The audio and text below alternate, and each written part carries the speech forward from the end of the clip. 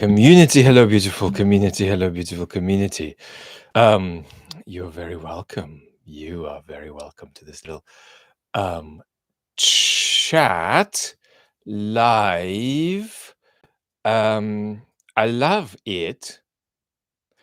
If you tell me if you can hear me, I always love that to begin with. Tell me if I am audible. Thank you, everybody, for being here. Rachel, thank you so much for being here. I still haven't invited other people to be moderators. We'll get there. Everybody can hear me. So I've gone fishing for 3 or 4 questions that were just above, and I'm going to come to them. But let me say something very, very brief, sort of big picture to ground us as I have a sip. This Kenyan coffee, the taste of wet earth. I think that we are kind of screwed, even though we're never screwed. And, double-mindedness is such an important thing. But because I hate, but also love predictions are not really predictions. They are kind of psychological clues to ground ourselves, right? So if we're going out in a boat to sea and we say, there's a 10% chance this is not going to go well, we're not saying there's a 10% chance. We're saying that our sort of visceral perception of the safety or danger of what we're doing should kind of be in that ballpark that feels to us like a 10% slice of a pie chart. And so along that way of relating to predictions, I kind of feel that as we are going now, something like 1 in 3 Western democracies will be lost by 2050. Unless we deepen our democracies and make citizens feel more protected as well, and then our chances of keeping more of our democracies or keeping them to a greater extent is going to grow. But we shouldn't be philosophical here, which is to say we should be philosophical, but philosophy gives way to political reality when you have even a philosophical conversation about politics. And with politics, it's often important to keep things simple. So a kind of a visceral sense of having lost one's democracy is if you go to vote, but you can't vote the guys out who are in power. You go like this, and it doesn't matter what tens of thousands, hundreds of thousands of others do, it's not going to work.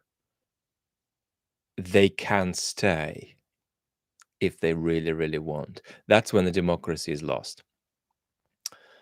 And when we face that kind of situation, we then say, well, which parties are offering solutions, right? And so the problem, I don't mean political parties, I mean parties representing political projects, political movements. And at the moment in the West, we have got a disintegrating right, a right that is breaking up into pieces. There are lots of small pieces, actually. We'll talk about those. But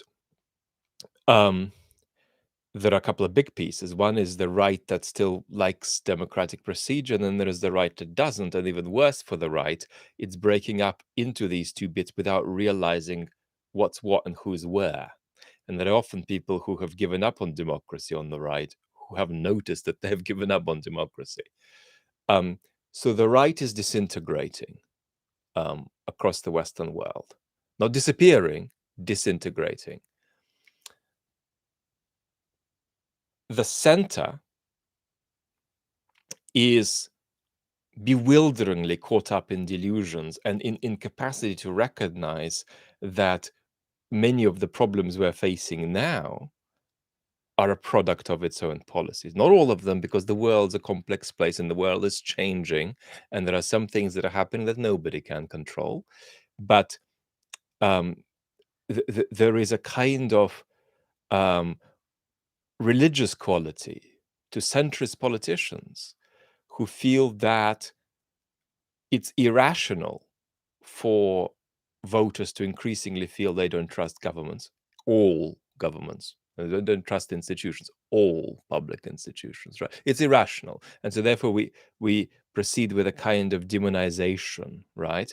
And say that once that demonization sorts itself out, that people wake up, um, a solid consensus can return toward some kind of destination of progress. The left is often talked about in these conversations, but 80 to 90% of the time mistakenly. In other words, the overwhelming majority of the social justice, identity-driven social justice projects, I would call intensifications of many centrist patterns of going on. In fact, they're not left, right? Even Black Lives Matter is not left, in my opinion. So where is the left then? And what solutions does it have to offer?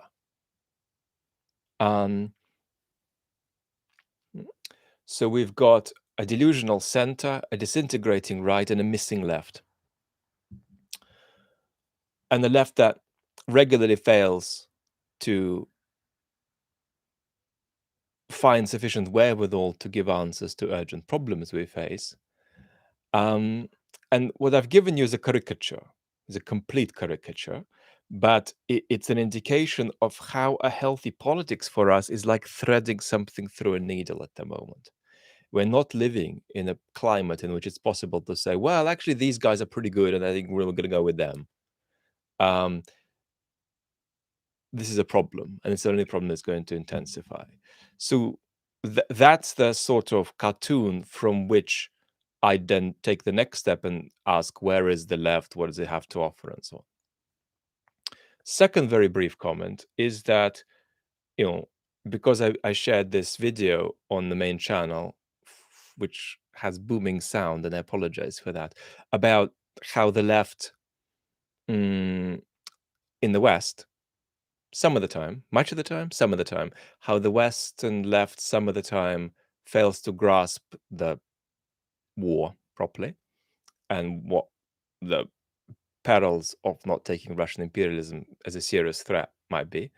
That naturally raises the age-old question for us of, how we deal with disagreement. And here I just want to say something almost beyond politics that still has political place, and that's that it's important to talk always and to tolerate talking to people you don't like. And more important than that, and this is personal but political too, to some extent, the most productive conversations aren't debates or arguments.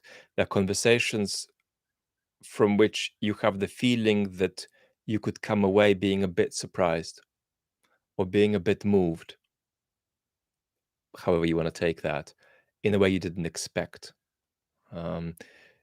Debates are unproductive conversations. So the first bit, we've got to take our political opponent seriously. If I'm your political opponent, take me seriously. If you're my political opponent, I take you seriously. And then beyond that, especially in our personal lives, being moved, being touched is very important. And that's where we need to go instead of battles of ideas and trying to win arguments and so on. Enough foundation. Let's jump a little bit and take a few questions.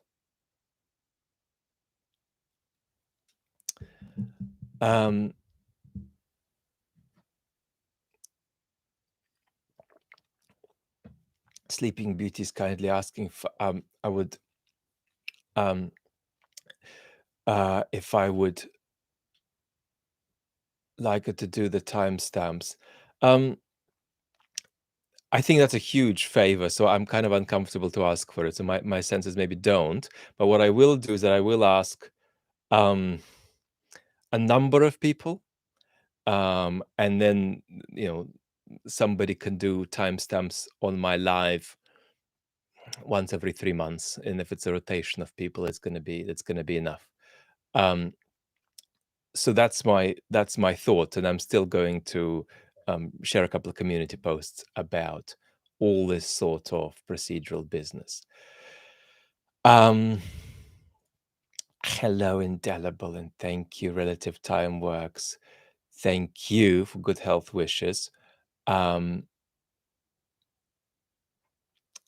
of the biggest undermining forces that democracy faces is the capitalization of the fourth estate.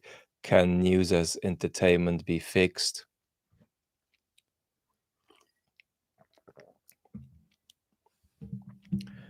That requires about a 45-minute answer, so I'm just going to say one snippet.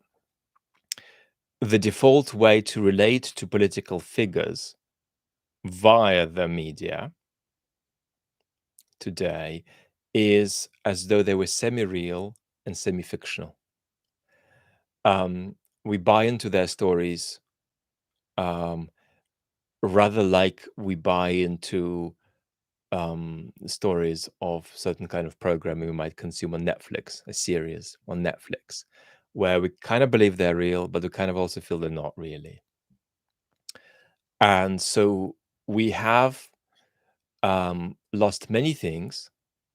There is a way to get some of them back.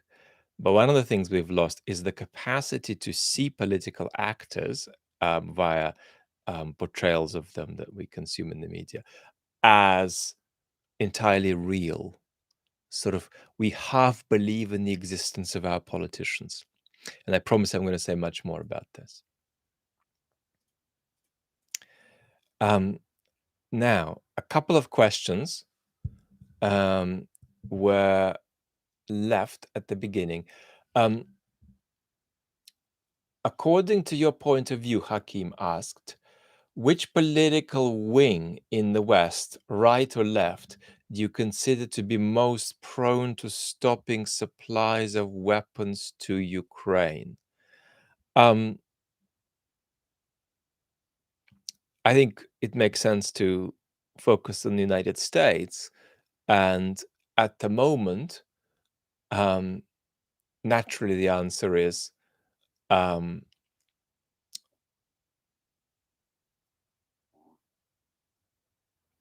the Republican Party, specifically if Trump wins.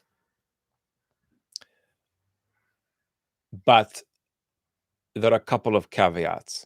One, support for Ukraine is likely to slow significantly no matter who's in power and no matter what is going on in the other institutions outside of the office of presidency. And also, when a very big ship makes a turn like a modern democracy does, it's not easy to turn it around completely. So it's not possible for Trump to come in and just turn the tap off. How much of an impact Trump can make if he doesn't want Ukraine to get significant support is in part going to depend on his limitations, which are significant, right? He might obliterate DeSantis in any kind of one-on-one race, but he's not as effective as DeSantis as a political operator. And so there's a problem with Trump's capacity to form an elite around him and get things done, whatever things he wants to get done. And in this sense, Trump is a kind of anti-Orban figure when we talk about authoritarian threats. But having said this, Trump has learned some important lessons from his first term, and he understands exactly what I've said. He would articulate it perhaps a bit differently, but he understands what I've said. So that's where we're at. So roughly, we're in a situation where this may change, but it's possible that we're at peak support for Ukraine. Dolores is asking, how might mass PTSD impact the future politics of Russia and Ukraine? Praying for your health, by the way. Thank you so much. In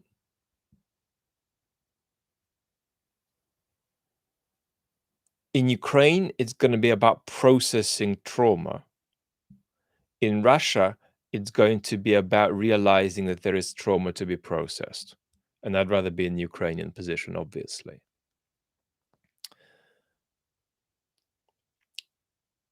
I think that what Ukraine has to process is also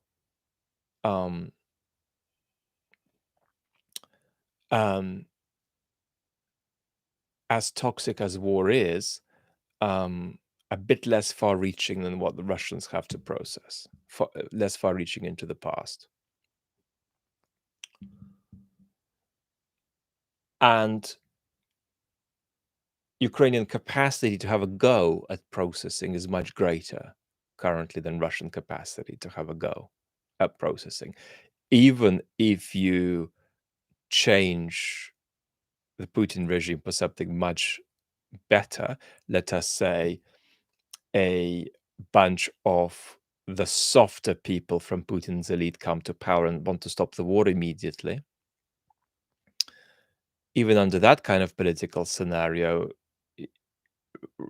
Russia processing its cultural ills will be tough ask. I often draw a map of the globe, multicolored, according to 8 gradations of cultural pathology, often caused by different kinds of traumatic history.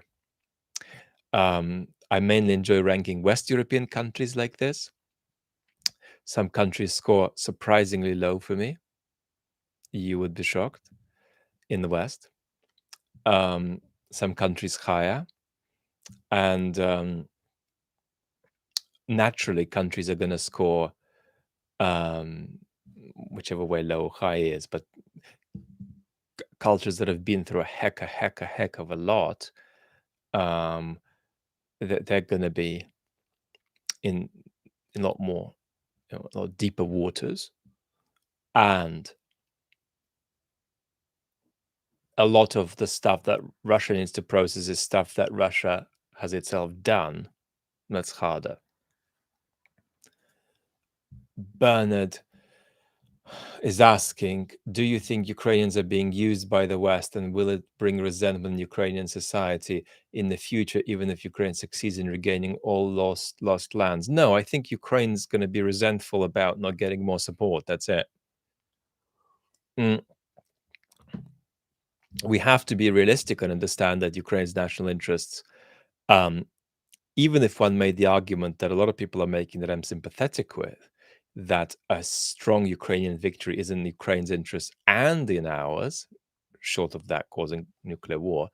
Even if you accept that argument, it still is the case that there are enormous differences in US, for example, and in Ukrainian national interest. So it's important to understand that not all of the anti-Putin forces in the world should be in the same boat. They can't be. And, the question is often asked, like, well, isn't it a disgrace that the survival of a country, if not a culture, is predicated on the wash of democratic sentiment and institutional complexity and culture wars in various countries that are far from Ukraine? Isn't that a disgrace? Well, no, because that's the world. That's politics. And without our support, Ukraine would be in a radically different predicament. Having said all of this, one of the reasons we are giving Ukraine as much support as we're giving, though not more, is how decisively from day one we witnessed Ukraine say no. to this Russian incursion. So Ukrainian unity and Ukrainian clarity is still an enormously powerful force that drives our policy. And this will be an interesting thing to follow over the months to come, because as Ukraine is forced, if it is forced, to transition into the picture of a long distance war, what is clarity and what is decisiveness for Ukraine will need to be re explored internally. Dom, you often talk about what politics is and what politics isn't. This really isn't a political statement. Could you spell out exactly how you define politics? No. And yes. Is there a video on the Philosophy channel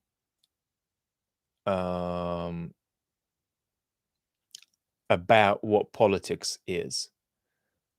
I think there is. Let me just triple check. What is politics? 5 months ago? Yeah, little video on the Philosophy channel. So you're never going to be able to define politics, but politics is, for me, an activity that people do. It's not just anything. And as a result, we ought to be able to say very clearly, even if we can't say where exactly that border lies between what's political and what's not, we ought to be able to say very clearly about some activities that they're just not political at all. And so a glaring example of this are certain kinds of moral response that masquerades as being political response. And you might say, hang on, surely there is such a thing as not effective but expressive politics, and moralization can be that too. Even an excessive moralization can be a kind of expressive politics. And I would say that not all expressive politics is alike. We need to talk about that too. But there are certain things that are so expressive that they aren't politics at all. They're something else. And politics has at core of it certain very, very basic human predicaments.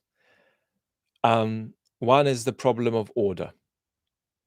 The other is the problem of negotiating in conflict, and doing so effectively. So you'd often hear me saying, well, that's a very ineffective way of engaging in conflict.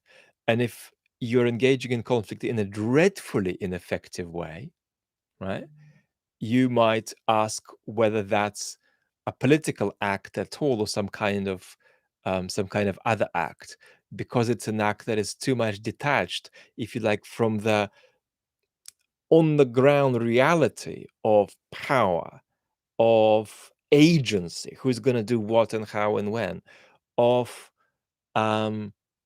conflict, participation in conflict. How do you participate in conflict? What kind of impact are you having on other forces, other agents around you? Are you engaged in action that plausibly brings you closer to the world you want to get to, right? A good example of an apolitical action is an action that absolutely transparently doesn't get you anywhere near where you want to get, right? And about that, we can say that's at least a candidate for not being a political act, right? So doing politics that way is a bit like, you know, trying to write out a check for payment in a world that doesn't have the institution of money. Nobody's gonna prevent you from going through the motions and writing out a little check, but it's just not going to have any traction with the social reality around you. Um, but I'm deliberately not defining it because there is that video that frames it, I think, rather than defines it. Very few things have a definition. Psychologically, I see myself as a professional philosopher. I can't tell you what a polar bear is via a definition.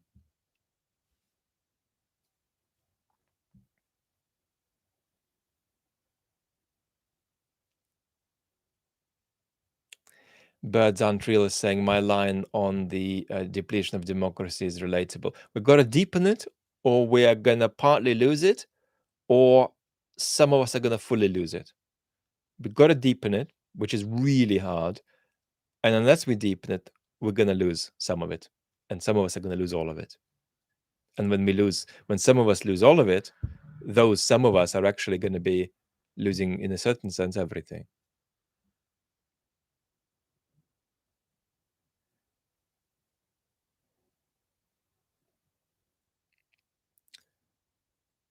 French is asking, Vlad, do you have an idea about how the blob in the middle depoliticized Russians see Russia in the 90s?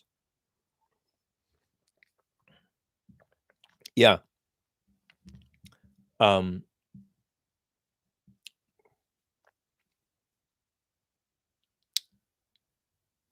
the majority of Russians, including the depoliticized blob, have this feeling about the 90s. It was a kind of an extremely 1990s in Russia.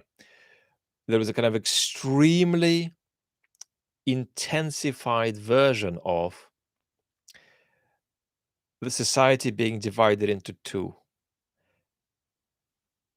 There's one group who has a problem and they can solve it by calling Ivan Ivanovich or Nikita Nikiforovich, and Nikita Nikiforovich calls Andrei Andreevich, and Andrei Andreevich calls Sergei Sergeyevich, and Sergei Sergeyevich solves the problem. And then the overwhelming majority of population who don't have access to anything like that. And they feel radically unprotected. Radically unprotected. So the feeling about the 90s is the feeling of a kind of a terrifying absence of a safety net of any kind. Now, a lot of this was generated by things internal to Russia. Some of it was generated by a coincidence that, in a certain sense, to be really crude about this, Russia tried to implement Marxism again in the early 90s after Leninism attenuated application of Marxism failed during the middle part of the 20th century. Failed and had to fail. And then they were trying to implement Marxism again in the early 90s. By Marxism, I mean an ideology that shares significant things with Marxism. That's to say, a universalist, neoliberal, which is to say, comes with a magical commitment to the primacy of the market.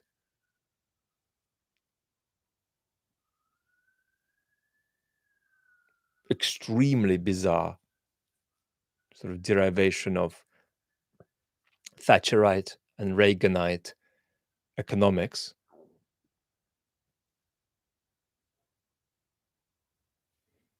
Which of course also come with the idea that if you fix the economy, the rest follows. Now, I don't want to say that Reagan or Maggie Thatcher personally themselves believed that. Maggie Thatcher was not convinced of that, and in fact, she mocked Fukuyama at the time. But another Western ideology another Western economically deterministic ideology, and another Western universalist ideology. You can line out certain features. So it was a kind of a Marxism in reverse. It was a problem. And the public intellectual John Gray called it Marxism in 89 already. Marxism in reverse. That's not an unhelpful tag in which to see some uh, Western primacy of the market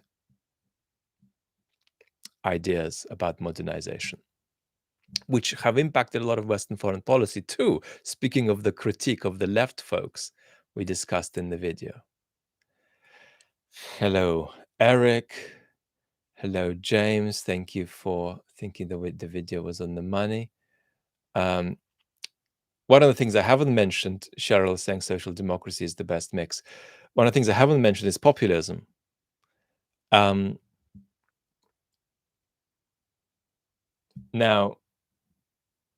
there is a kind of a comic remark by the public intellectual who I've just mentioned, John Gray, about populism that I like. And John likes to say that populism is the term centrist liberals give to the socially disastrous consequences of their policies over the last few decades. That is a bit facetious, but it can speak for itself. But the problem that we have got is that it may not be sustainable to offer a non-populist solution in politics over the years to come. Yes, you can get a lot to happen just in virtue of being a sort of technocratically resplendent and incredibly opportunistic, as perhaps Macron is. But you need some populism to sustain yourself. But the majority of populism in the West is either exclusionary populism, pits citizens one against another, or it's inclusive populism, but it's an inclusive populism that promises things that are transparently not going to be doable within the current parameter of forces and institutions. So we need a responsible populism that is institutional. And that's almost a contradiction in terms. And that is one of the things that is so strange about our predicament, that threading a constructive rather than a destructive politics for us is like trying to get something through the eye of a needle. And that'll happen. In other words, there will be a few governments in the West over the next 20, 30 years that will get through that eye of a needle. But it is such an unhealthy, spectacularly unhealthy historical ask, because you don't want to be in a situation where you're going to go downhill unless you travel through just the tiniest gap. You want that gap to be more generous. And we need to deepen our democracies, right, in ways we might talk about, to broaden that gap.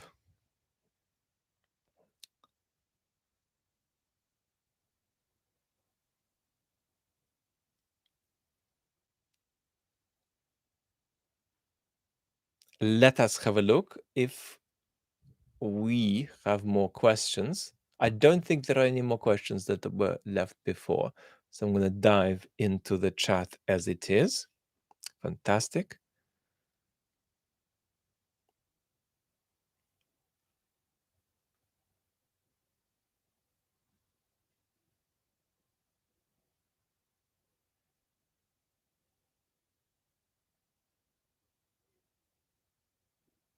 One thing to say, I mean, a few comments about American democracy. So American democracy is of magical importance to the whole of the West, because we could lose France. We don't want to, but we could lose France without a domino effect although it would probably create one.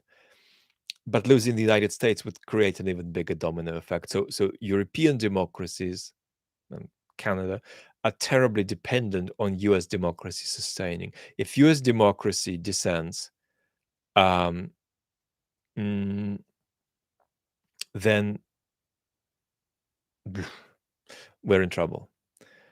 Roman NFKZ, who's got a huge YouTube channel, um, Cheryl is saying, said that Russia was the best example of libertarianism exemplified, presumably in the 90s. I call it a kind of anarcho-capitalism. That's the term I call for what happened there.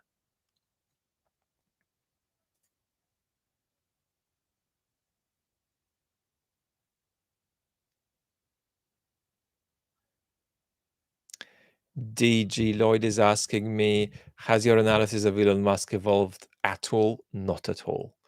I recall one of your chats when you mentioned him and you suggested his motives were genuine.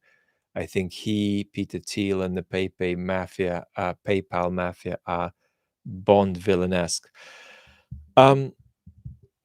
So I don't think that my view of Elon has changed at all. What do you get if you get somebody who is highly politically mature, extremely brilliant, highly politically mature, with very low capacity to manage the downsides of his neurodiversity? There are major upsides to his neurodiversity, but the downsides are extreme and they're not well managed. And that's a combination that is catastrophic for hosting, let's say, a public square or engaging in significant political activity, some kind of curation of our democracy. So that's inevitable. So what's happening on Twitter is an inevitable extension of Elon Musk's personality, and that's as far as that goes. The major commentary here is that when we talk about, if you like, regulation, and when I say regulation, absence of regulation is regulation too, right? If we say that in this society free speech is limitless, that's regulation. But regulation is almost exclusively debated, particularly in the United States, in terms of extent. But there are very rich traditions of thinking about power in the West that aren't about extent of intervention and management, but are about the source of the power. And I, quite frankly, would also be very worried if Elon Musk took over Twitter and handled it in the most responsible way. Because what would be happening then? It'd be better than the sort of, infantilization show that we've seen. But it would be worrying that one of our public squares, and Twitter is that, in my opinion, one of our public squares is only going well because of the whims of a tech billionaire with various utopian ideas of human transcendence, including extraplanetary human transcendence. But he happens to be really good and responsible at running a public square, so it's fantastic. That's a worry too. So in other words, we are perennially caught in this sort of oscillation where, oh, somebody's managing a square well, or somebody's managing a square really badly, a public square. But the truth is that the very fact that we don't have an answer to this dynamic is itself a huge democratic crisis. So if Elon handled Twitter in exactly the way I want, to be selfish, I would be terrified from the vantage point of this extraordinary gap in democratic accountability, right? We're still having the public square managed with no democratic accountability. and it's going well, kinda well. If you think going well is um, the arbitrary outcome of the whims of a private company, um, contingently turning out to be um, benign and constructive. That could happen. That still raises question about who controls all of this stuff that we don't have answers to.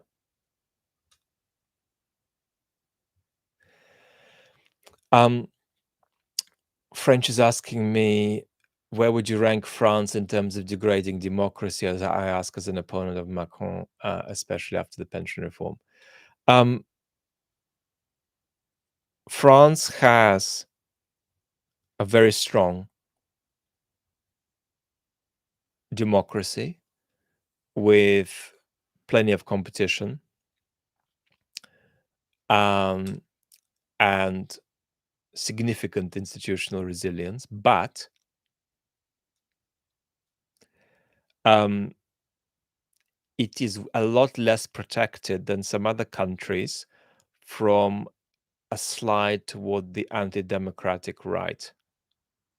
So at the moment, France is more exposed to the Viktor Orban trend than the UK. UK democracy is degenerating and degrading year by year, but it is a little bit better protected. Perhaps Italy is even less protected, um, but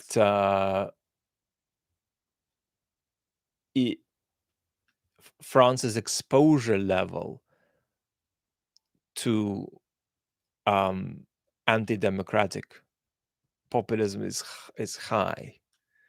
Um, so that's what I would say. Now, this situation could change in the UK via this process I've called the dissolution, the fragmentation of the right.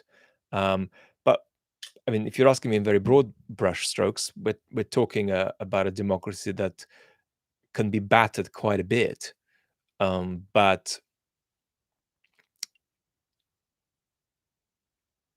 no democracy sustains itself in the medium term unless what's keeping it afloat is more than just working institutions, because working institutions with unhealthy political agents and unhealthy political culture all around it don't last more than 15, 20 years, really, realistically. Um, I mean, they could, but again, if we're talking about ballpark and psychological clues and how to set expectations, that's where I'm at.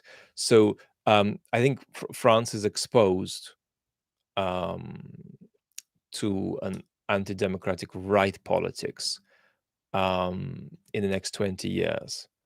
Um,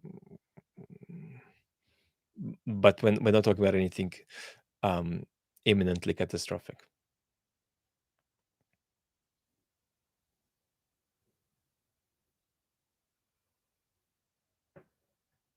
Slugma, hi.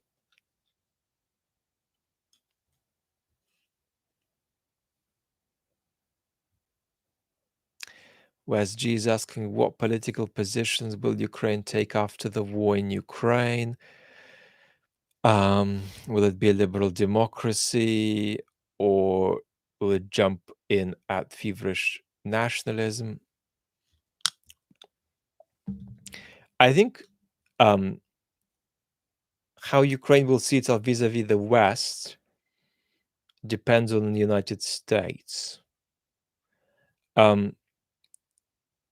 If the United States continues to support Ukraine significantly, Ukraine will be a pro-American political power that might sit sort of, closer to the UK than to France or Germany in its affiliation there. So it might be a European power that very much has this first instinct of looking across the ocean. This will be different if US support is to a great extent cut off. And then Ukraine will have to find its way through the complexity of different European alliances. In terms of what happens inside the country,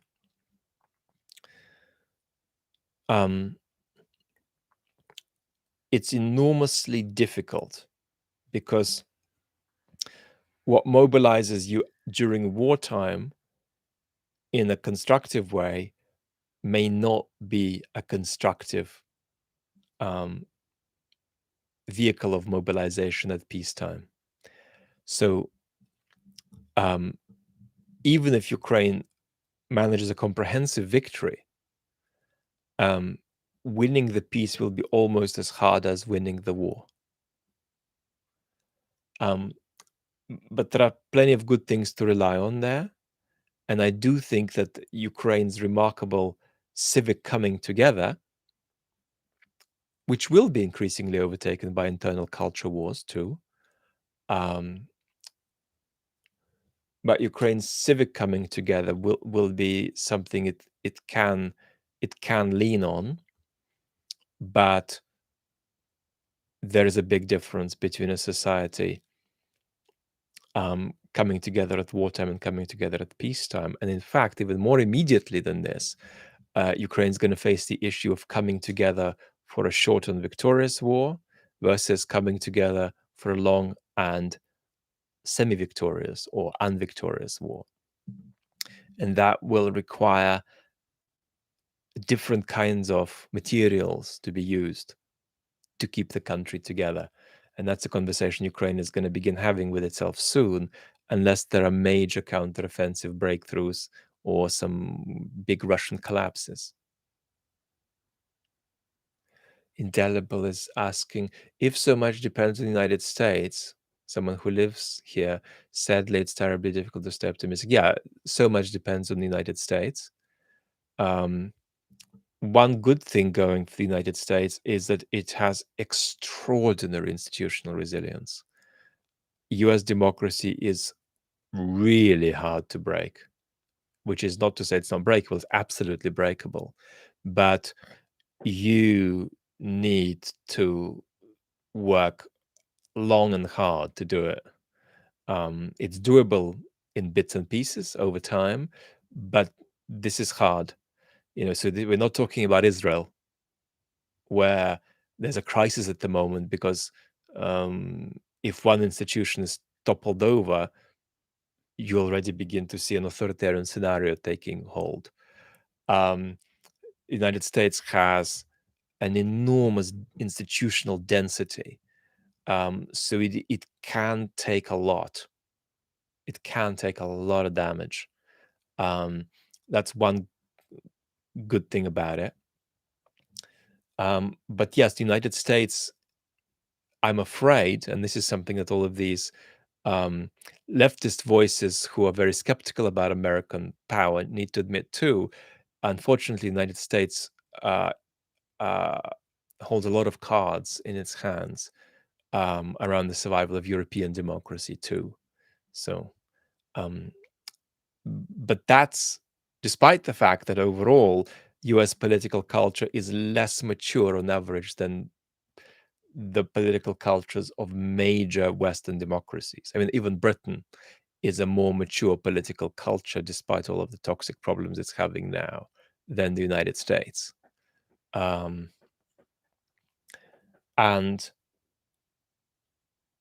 in a way, the sheer collapse of political projects and parties recently in the UK is a testament to that. We have had a catastrophic Labour collapse. We're looking at a Conservative collapse as well now. And that can allow a situation where one of the two major political parties suddenly begins to flatline dramatically. The United States is too toxically divided for that. There's virtually nothing that either of the major parties can do to radically depolarize the situation. Whereas in the UK, either of the two parties could plummet in support by 20, 30%, depending on the season. And that, as volatile as it feels, is itself some kind of limited indication of relative political maturity.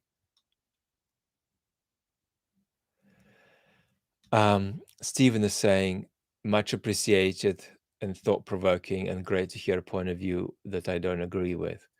Yeah, focus on values, focus on concerns, more than agree, don't agree on analysis. Don't jump on the train where everybody shares your analysis. Jump on the train where everybody is open to sharing your concerns, however you might frame them.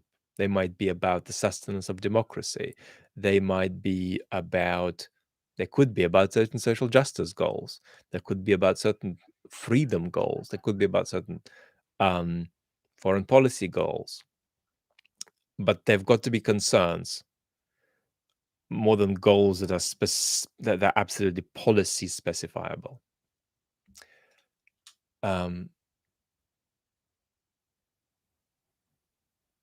Billy is saying, lots of love, like the main channel video. Thank you very, very much. I appreciate it. I'm going to do a bit of a State of the Nation address on the channel soon about our future plans for my conversation with you, my conversation with the culture, really around making more of this conversation more possible and more available, and sustainability.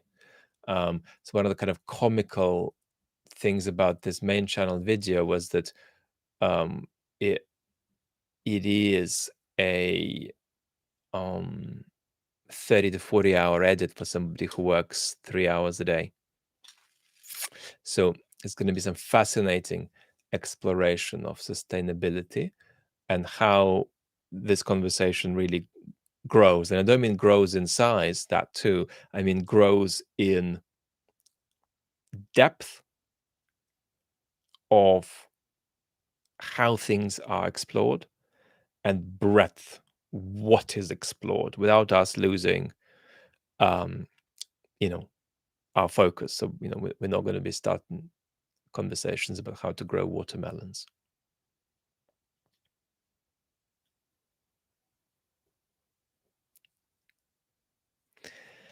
Existent Exister is asking, we talk a lot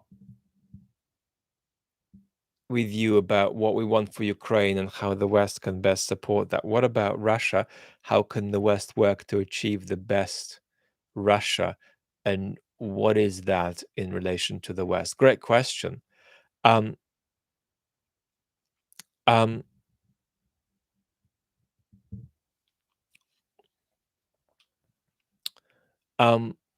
Great question. The first thing is that we need to talk about it. We're not talking about it.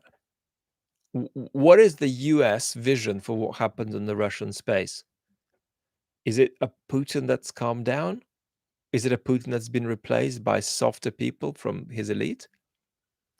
What is that vision? And so you've got to start that exploration from a few outcomes, perhaps. The main thing we don't want is global nuclear war. The second main thing we don't want is Russia invading anybody. But having taken care of global issues, having taken care of local issues, regional issues, we don't want Russia threatening anybody. We thirdly then come to the people who live in Russia, right? We obviously want something better for them too.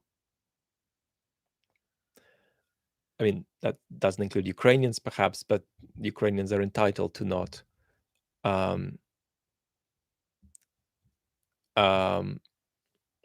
Ukrainians are entitled to, think whatever they want about Russians. Mark's quickly asking, when's this Q&A ending? You can ask a question if you want. There is going to be a long-form, non-live Q&A coming soon. It's going to be mostly Patreon-driven, but I'll also be taking questions that have been left over the past few weeks in various different social media platforms for me, and that'll be one of those sort of hour plus long non-live chats on chat. So what we obviously want is Russia to be some kind of a modern democratic republic, and if it can't be that, several modern democratic republics. That sounds extreme, because while there's a lot of talk about the separation of Russia into bits, there's very little evidence of any movement in that direction or any demand for that, even from people who live on these territories.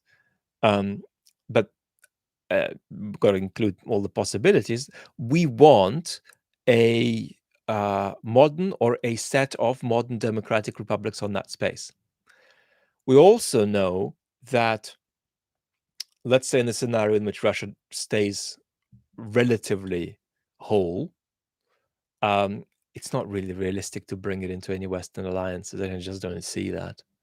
I mean, do you see Russia in NATO, Russia in the EU in 15, 20 years? So therefore, if Russia is going to be in any way integrated into the West, obviously that we need to say, what's that going to be conditional? Oh, hang on. JP has solved it for us. Take their nukes problem solved. I'm actually going to write that down. That's a really good solution. I think we're going to ask JP to do it for us. So JP, do it for us. Do it soon. I reckon you can just go there and just take their nukes, just sort of bring them over somewhere else, somewhere safe. And then we're really just going to solve the problem, because if Russia didn't have nuclear weapons, we wouldn't be sweating about any of this. And we could even debate, well, why don't we just push them out of Ukraine by force? But I reckon JP has solved it for us, and I will be deleting both of my channels in the next week, because I think we have an excellent solution now. I'm going to start new channels where we have a different focus. I think this is excellent. We've really got there now. But actually, that too can be part of a conversation. I don't know how the hell anyone's going to take that thought and realize it in practice, but in principle, it's still a thought about what should happen in the Russian space, and to that extent, it's constructive, right? So I think what we want is to chase out this catastrophic imperialist derangement of Russian territory.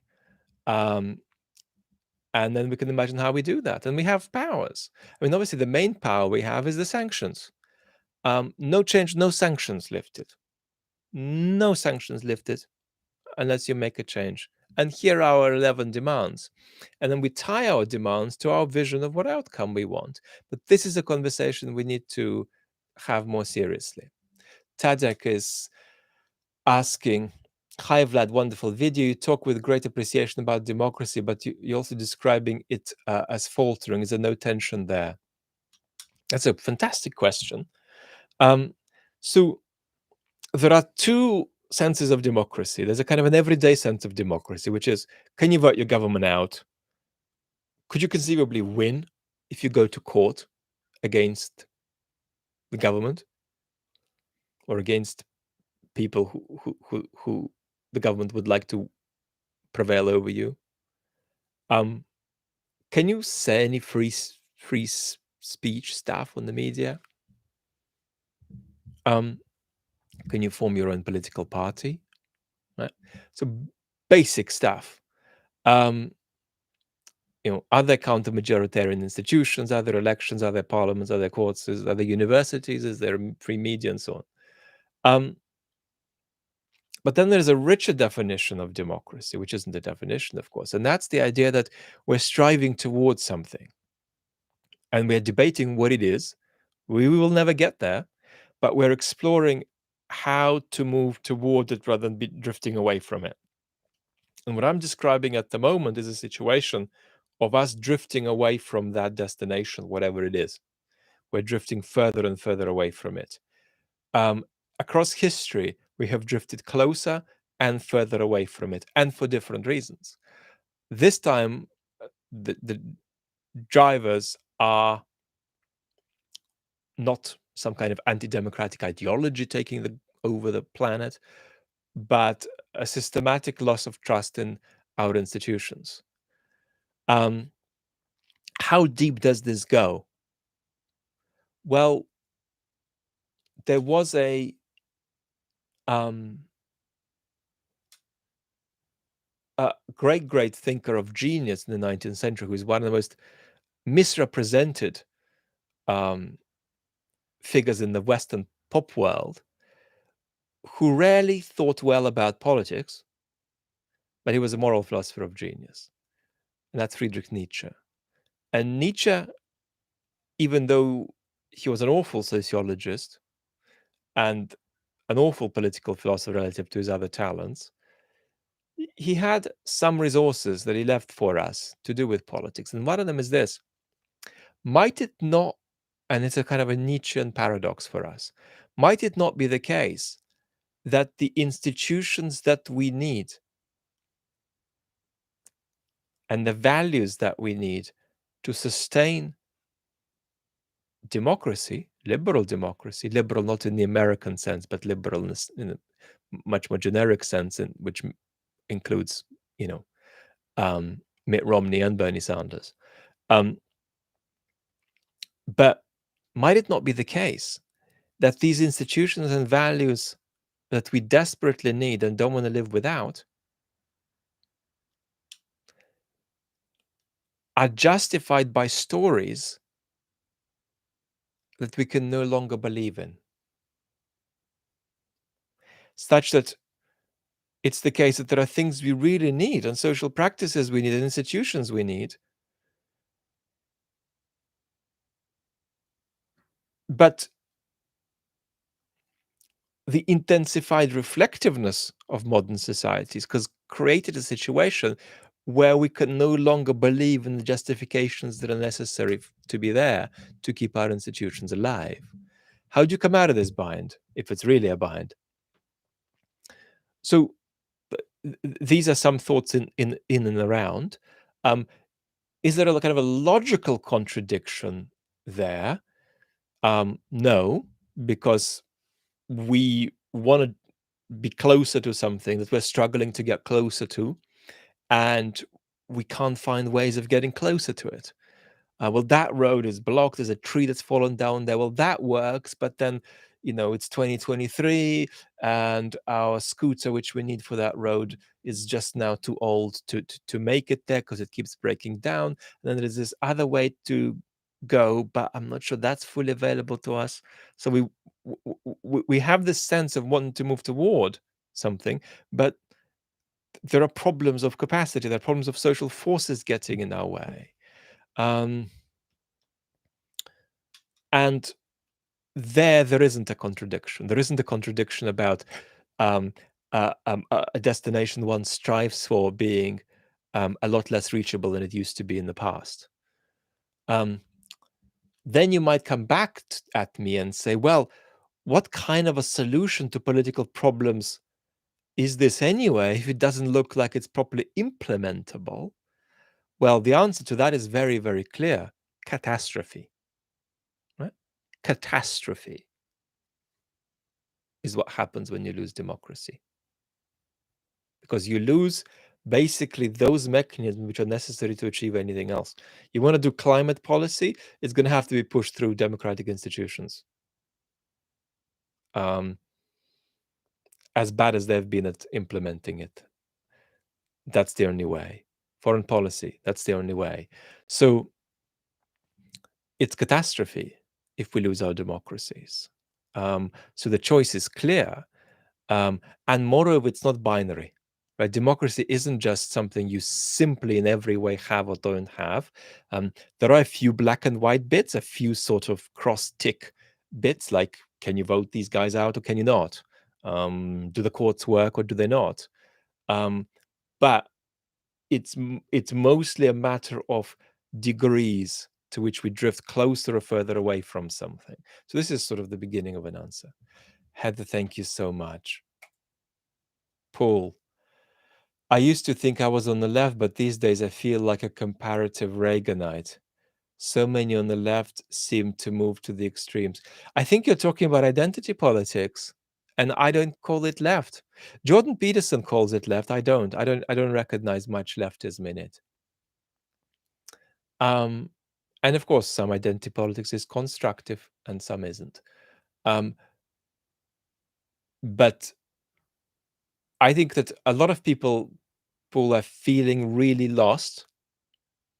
And a lot of people are feeling that sort of whatever vehicle I jump on, it's not going to get me where I want. It's not quite going to give me the answers. And so often people are jumping on vehicles because it's the vehicle that's going to batter that other vehicle that I don't like. But it's going to do so perhaps not even very constructively, destructively, but I'll still jump because I hate that other vehicle. So there's a real feeling of alienation from the political process, a real feeling of what the great philosopher Charles Taylor calls opacity. And I steal this term from him from time to time, that we look upon our political process and our political institutions, and they just feel opaque. They feel like their workings aren't clear. It's not clear why they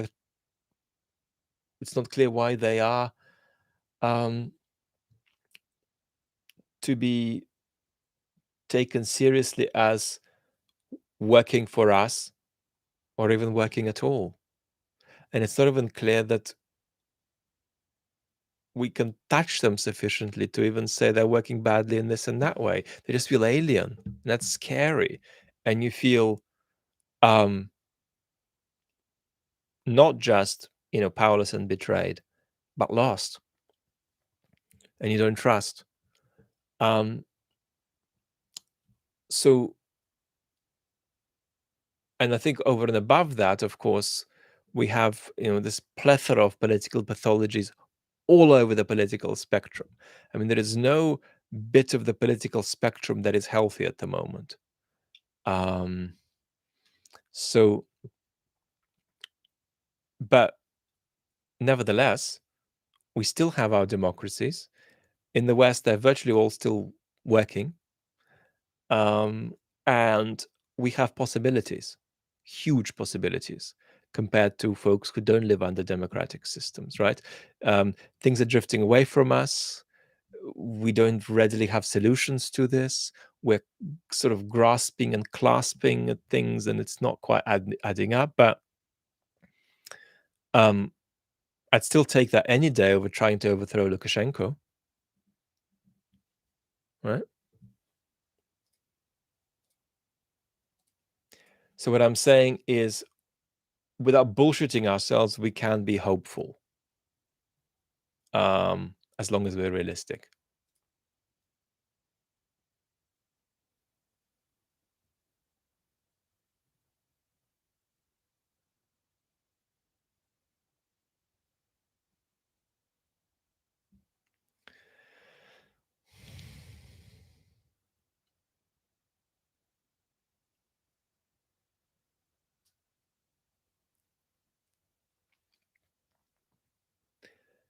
Mark is asking, can democracy survive a major economic downturn? Yes, it can.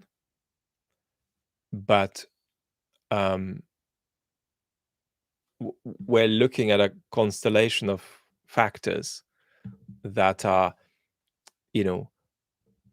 putting pressure on our institutions that are going to keep holding for quite a while, but they're not getting enough juice.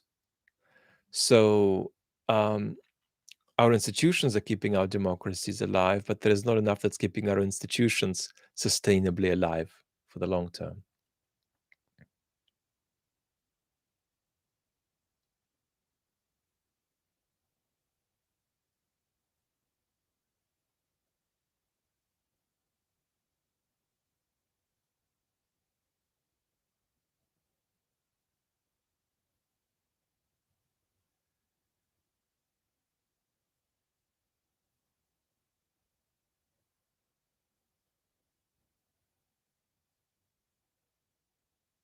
Hi to Zain in Jordan.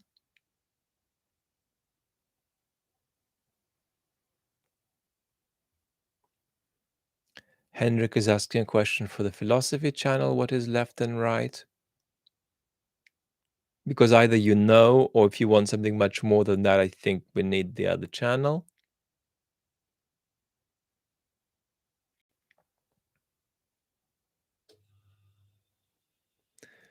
Lemmy is asking about playing the piano. I don't play the piano in public,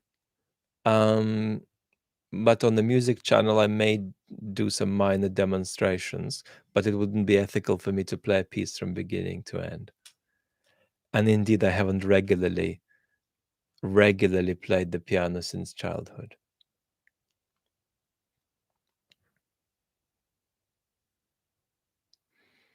No, I'm banned from singing, but and no, I don't play any other instruments. I just have some digital sort of familiarity with the piano. So if I'm thinking about a piece, which I'm often doing, um, I have a sense of what it's like under your fingers. You have to have that sense to properly analyze a piece by Mozart or Beethoven.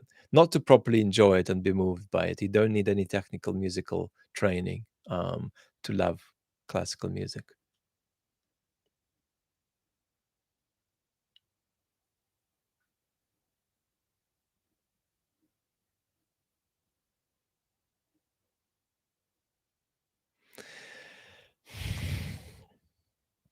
Apocalypse. Um, you know, Spain is vulnerable to the very same pathologies we've all been talking about. It's a democracy with a significant buffer of resilience, um, but it's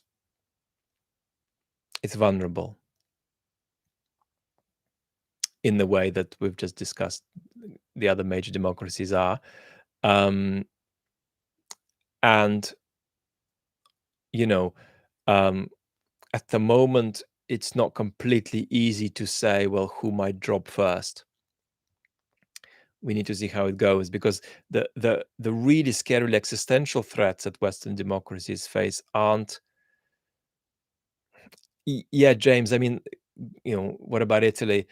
It's hard. I mean, Italy may be more vulnerable than the others, but um, we could be surprised 8 years from now. So, mm, what I'd rather say is that we're probably looking at a situation where 10 years from now, we sadly may be in a position of saying, um, well, Germany is relatively a little bit more resilient, but I mean, things change. Um, but we're looking at a situation where 10 years from now, we could really make these judgments potentially, because we might see that a couple of major European countries are quite close to just tipping over into a situation where you might be pulling the lever, and you can't exercise your democratic practices anymore because they've got obstructed. Um, would I make a video on Charles Taylor, with Charles Taylor, maybe even? Yes. Yes. Um, if you're talking about starting, I would just say Google Charles Taylor and democracy. There's a new book out. It's called co-authored. Um, it, and I have it here, but I forget the title. It's blue. Um, it's I'll talk about it. It's about democratic degeneration and regeneration. It's just out in the last few months. I would say start with Charles Taylor's public lectures. His public lectures are very strange, because you have got one of the most extraordinarily sophisticated, philosophical thinkers of the past half century, but he doesn't talk like that. He talks in a very casual and accessible way, almost to the point that you wouldn't you know um, you wouldn't give him the kind of credit you should give him for, I don't know, works like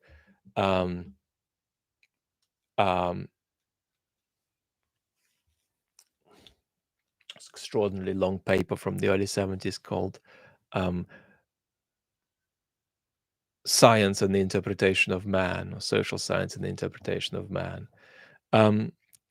So behind this extremely amiable, warm figure,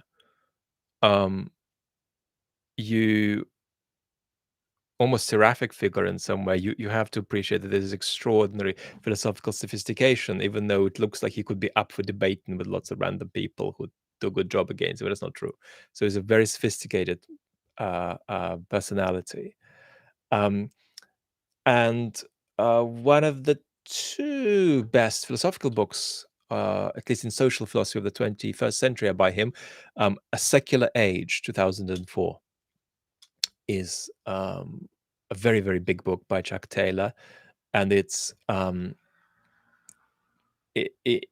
enormous importance about understanding what our societies are like, really, and what.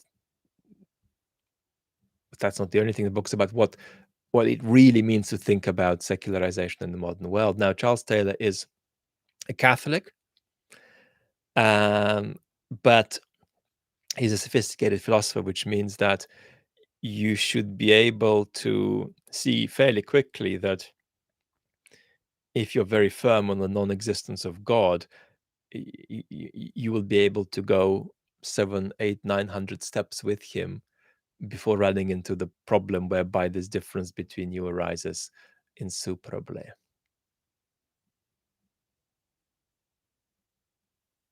Yeah, it's he is a public intellectual, and it can be deceptive. I mean,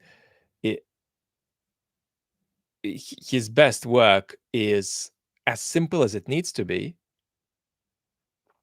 not simpler, in his work in philosophy. But it's still very complex because some issues just demand a level of technicality and complexity. But he doesn't sound like that. He just sounds like some very thoughtful, lovely academic.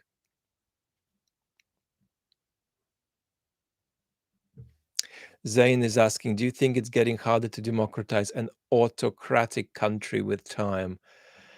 So the trouble is that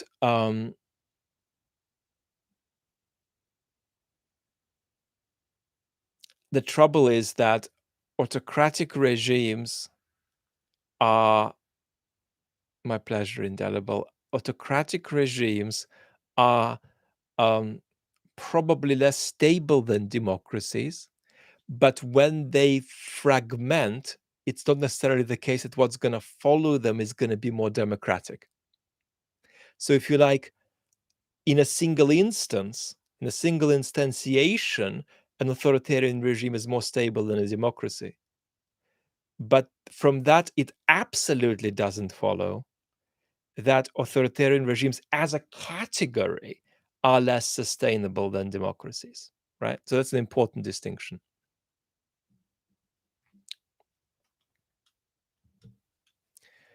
Thank you very much, Rachel. Take care.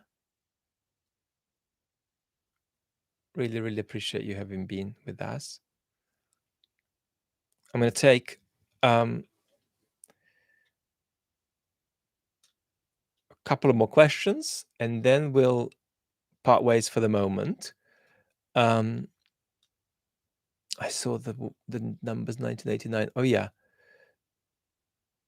Mikhail is asking, why did so many countries turn democratic in 89 then?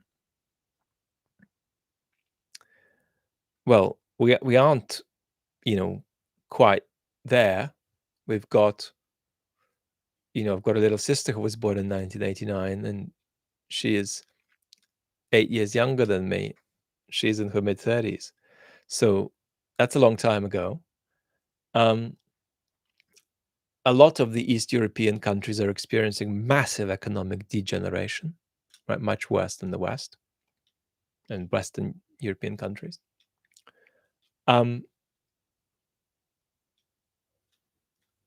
More could have been done to make these democracies more sustainable, actually. It's not. It didn't have to be this way.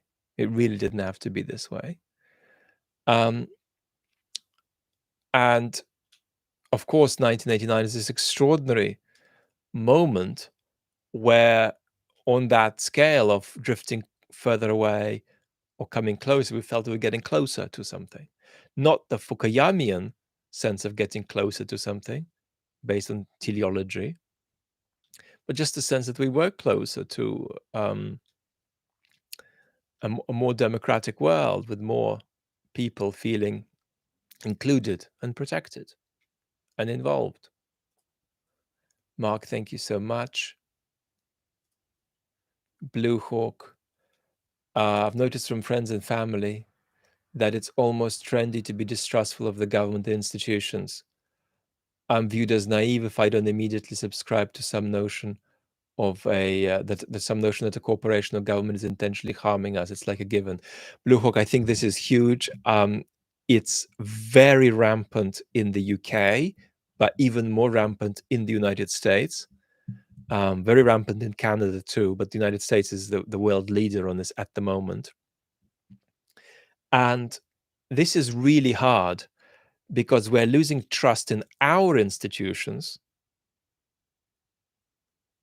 in ways that are understandable. So what I don't want to tell, as you're saying, everybody in your life is that they're dumb or that they're irrational, they're fallen for Putinist propaganda. I think that these feelings come from a genuine and legitimate place, which needs to be reckoned with, and not demonized. So that's hugely important. And some of the demonization of these feelings, but by what I earlier called centrist politics, is a moral disgrace. And I'm so sorry to be boring and make a much repeated observation, but unfortunately, Hillary Clinton's remark about deplorables is a moral disgrace. Sorry, Hillary, but it is. And it's a direct threat to our democracy because we're basically telling citizens to just wise up. Whereas in fact, it's not about that. It's people are grasping and struggling for a sense of minimal empowerment, a sense of political agency, and nothing that they reach for seems to have trust or solidity about it. So it's real. These feelings are real. And they need to be really honored and held by people who want these folks who are feeling like they're to vote for them, and even for people who feel that these folks are not likely to vote for them. You've got to hold these feelings. Having said this, there aren't any extra institutional solutions. If our institutions are really that bad, that they are beyond repair, then we're just screwed. But don't forget that in that case, just trying to smash them is not a constructive act.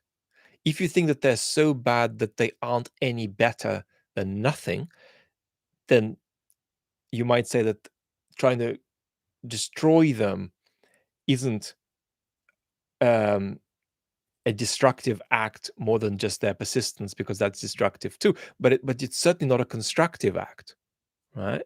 Because you're just taking away. What are you putting in its place? And the answer is that democracies operate in a very elaborately procedural way. They justify things to themselves in general terms.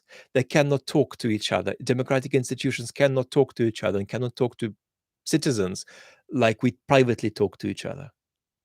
They have to engage in more abstract, more procedural, more transparent ways of going on. We need institutions to do that.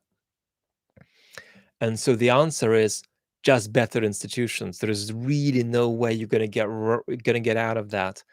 Even if, let's take the institution of journalism, even if we took the best 100 journalists in the world, the most robust, the most responsible ones, and we put them all on individual Substacks with subscriptions or even free access. And then there were no journalistic institutions.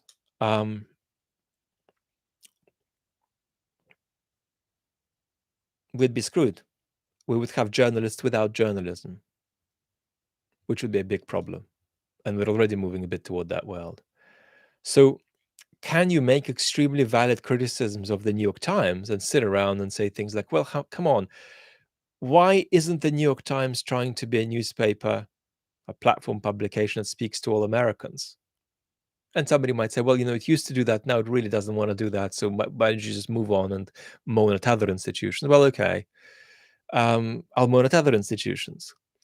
And I'll be asking, well, why do we not have enough institutions that make people feel that they're included, make people feel good, make people feel that they're being spoken to and not being spoken down to? All of that is really valid, but none of that is possible without institutions, without better institutions. So this is a problem. You can't have a democracy without counter-majoritarian institutions. They have to work. But when people get really nihilistic about institutions, is just like I said earlier, it's a time when you've not just felt like you are disempowered, you can't inflect the political process. You're not just feeling that the institutions are incompetent, you're kind of feeling unsafe. You're not just feeling betrayed, they're evil or working against you. You're feeling lost because they don't make any sense to you anymore, right? And that is one of the things that I'm concerned about, right? How institutions have lost intelligibility to a lot of voters. And when they lose that, you conspire in trying to get rid of them. And you even consciously conspire in post-truth discourse of various kinds too. Because you think, well, at least that gives me some political agency, right? We have to talk more about this, but it's a very important question. But you start with taking people's feelings seriously. You're not telling, it's a bad idea to tell people they're dumb on their doorstep, as it were. Not just pragmatically bad, it's morally bad too. But then you return to the fact that the only alternative is better institutions, right? And if you ask me, just between the two of us, could we have new institutions? No. You could have it in a political theory book, but in reality, no. So we need to make these institutions better, maybe supplement them with some other minor institutions, but we can't just tear these institutions down and create new ones. So, you know, if one wanted to be constructive and one were radically set against our current institutions, one would need to be some kind of an institutionalist still. And this is all really difficult, and we'll talk about it much more. Anyway, everybody, this turned out to be basically a rant about democracy, so I'm probably going to retitle the video like that.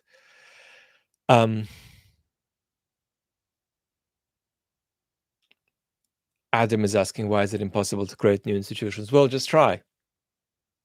I mean, various movements in society are trying to do that. The climate movement is trying to do that. But how is it going to work? Right? You still need your parliaments. You still need your courts. You need them to work better. You can supplement institutions, and I'm a huge fan of giving people the possibility to touch politics by creating new local possibilities for political connection, one of them being citizens' assemblies. But we'll talk about it more. Rick, thank you. Everybody, thank you very, very much for being with me today. We've perfectly timed it to 90 minutes. Lots of love to everybody. And I'll have the pleasure of seeing you probably first on the chat channel before we meet again on the main channel. There is also going to be a niche video. I'll just do it as a very casual chat on the philosophy channel about how to tell the difference between Russian and Ukrainian art, but I'll have that conversation without mentioning any Russian or Ukrainian um, art to deliberately sort of liberate us out of the controversies and look at how one really thinks about this. This is going to be just a niche video as Ukraine sort of reckons with how to balance this story of, on the one hand, cultural appropriation, on the other hand, not completely instrumentalizing works of art. Subtle Wolf is saying, I don't see how this framing moves past lecturing equally frustrated people. The concern of being pulled along with uncompromising actors is real. Final remark then, when we encounter forces that are immediately existential to our democracies, it's just the last 60 seconds of my commentary here, there's a very important political priority we have to weigh. And that is, do we first ask, what role did we play in bringing this about? Or do we start by saying, no, we're not going to accept this. We're going to say no to this. We're going to fight against it. So do we fight first and then ask second, how did we bring this about? Or do we ask first, how did we bring this about, and then fight second? And my political answer is actually, you fight first. And then you reflect on what your role may have been. Let's say you're a centrist liberal, what role you may have had in bringing it about. Lots of love, and bye-bye for now.